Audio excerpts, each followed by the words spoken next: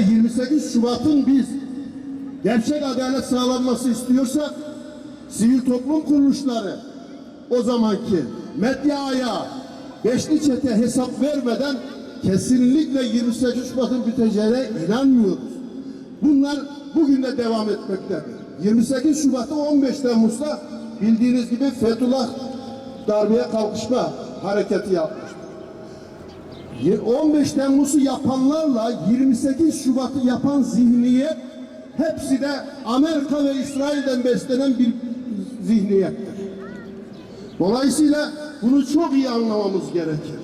Değerli kardeşlerim, eğer 28 Şubat'ı yaşamak istemiyorsak bir daha, 15 Temmuz'u yaşamak istemiyorsak, Amerika Birleşik Devletleri'nin almış olduğu kararlardan bir, aileyi yok edeceksiniz.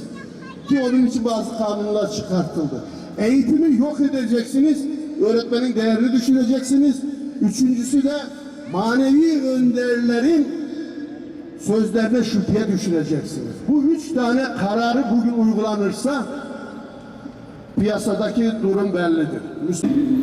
Yargı mensupları ve briefingli talimatla verilen yargı kararlarından dolayı insanlar mağdur edildi. Eğitimde biliyorsunuz 8 yıllık eğitim sürecinden sonra insanlar okulundan atıldı. Üniversiteye alınmadılar başörtülerinden dolayı. Meslek liseleri kapatıldı ve büyük bir kıyım başladı aslında. Bir neslin kıyımına şahit olduk. Akabinde sonrasında ve öncesinde bir takım operasyonlar oldu. İnsanlar gözaltına alındı. Soyut delillerle insanlar mahkum edildi. Ve şu anda Mazlum ve Adana Şubesi'nin başlatmış olduğu hareket neticesinde 25 yıl, 22 yıl, 20 yıl, 15 yıl, 18 yıl cezaevlerinde halihazırda infazını tamamlamak için bekleyen insanlar var. Biz arzu ediyoruz ki insanlar mazlumları olarak yeniden yargılanma talebini istiyoruz. Yani bunlara af çıkarılmasın. Hükümet bunun için ayrı bir çaba sarf etmesin. Ancak ve ancak yeniden hakim karşısında çıkarılsın. Deliller ceza hukukunun temel ilkeleri çerçevesinde yeniden değerlendirilsin. Bundan 22 yıl önce bir 28 Şubat travması yaşadı bu ülke. Türkiye zaten ara ara 20 yılda bir, 30 yılda bir sınanıyor. İç ve dış güçler tarafından. 28 Şubat'ta çok ağır bedeller getiren bir operasyon olmuştur. Bunun iç ve dış uzantıları vardır. Bu tek ayak üzerinde değildir. Birçok kardeşimiz o günün şartlarında inanılmaz derecede adaletin adeta yerlere atılıp süründüğü, ceza verilmek için bahanelerin uydurulduğu ortamda birçok kardeşimiz cezaevlerine dolduruldu. Çok az bir kısmı şimdilik çıkmış olsa dahi birçoğu tekrar yani aynı cezaevinde devam ediyorlar.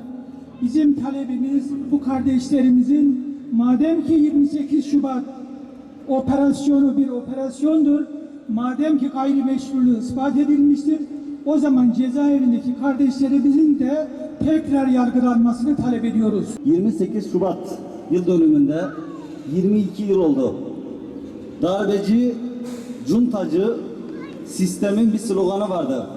1000 yıl sürecek deniliyordu. Belki bizler için Haziran'da bulunan toplum için 1000 yıl sürmedi. Ama cezaevinde kalan kardeşlerimiz 22 yıldır devam ediyoruz. Dolayısıyla da 28 Şubat'la hesaplaşmak demek ilk önce mağduriyetlerin giderilmesi demektir.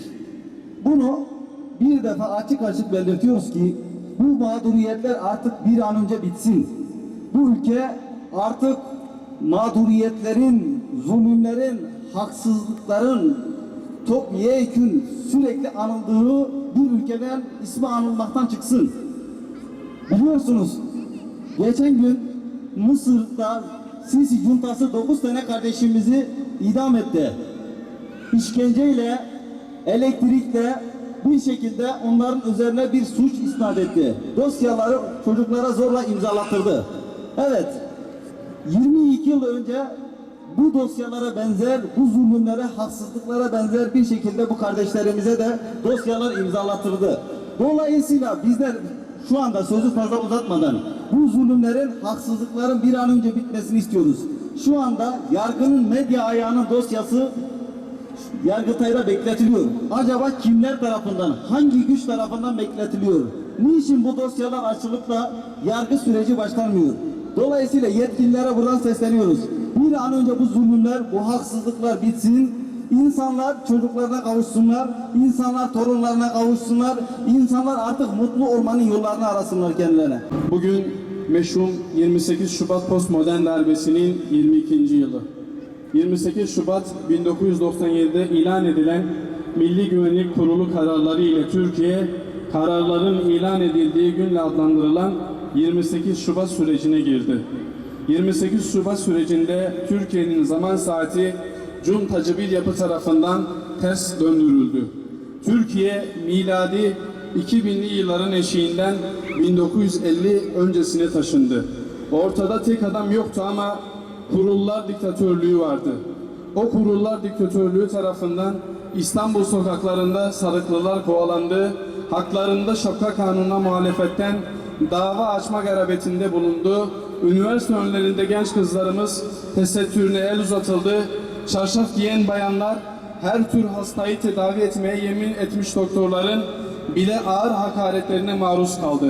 Tesettürünü zorla çıkarmış nice kadın ağır psikolojik problemler yaşadı. Yüz binlerce İmam Hatip öğrencisi, milyonlarca diğer meslek liselerinden öğrencilerle birlikte katsayı sistemi denen bir sistemde kurban edildiler. Süreç boyunca dört bir yanı zulüm bürüdü. Binlerce kişi gözaltına alınıp devlet güvenlik mahkemelerine sevk edildi. Binlerce kişi haklarında örgüt mensubu fezlekeleri hazırlanarak ağır cezalarıyla çarptırıldı. Onların bir kısmına müebbet hapis cezası verildi. Ev sohbetleri örgütsel faaliyet kabul edildi. Bütün okullardaki mescitler kapatıldı. Mahallelerde cami inşasına sınırlamalar getirildi. İşten atılan, fişlenen, tutuklanan ve mahkum olan insanların karşısına her seferinde çıkarılan 28 Şubat geçmişi. Darbe mağdurları cezaevlerinde ömür çürütmeye devam ediyor. 28 Şubat postmodern darbesinin briefingli yargıçları ve FETÖ'nün kumpaslarıyla binlerce insanın hayatı karartıldı. O dönemin mahkemeleri kapatıldı. Hukuksuz kararları veren FETÖ'cü savcı ve hakimlerin bir kısmı cezaevine atıldı. Ama onların mağdur ettiği yüzlerce insan hala cezaevindeler. Bu kişiler yargılanırken hukuk rafa kaldırılmış, farklı ve aslında olmayan bir mevzuat uygulanmış, en ufak şüpheden kişilere müebbet hapis cezaları reva görülmüş, mahkeme kararı işkence altında verilmiş ve kurgulanmış ifadelere dayatılmıştır. Bu mağduriyetlerin giderilmesi için bir an önce gerekli tüm hukuki adımların atılması gerekmektedir. Unutmayalım ki gecikmiş adalet, adalet değildir. Buradan yetkililere bir kez daha sesleniyoruz. Evet, gelin bu son 28 Şubat olsun.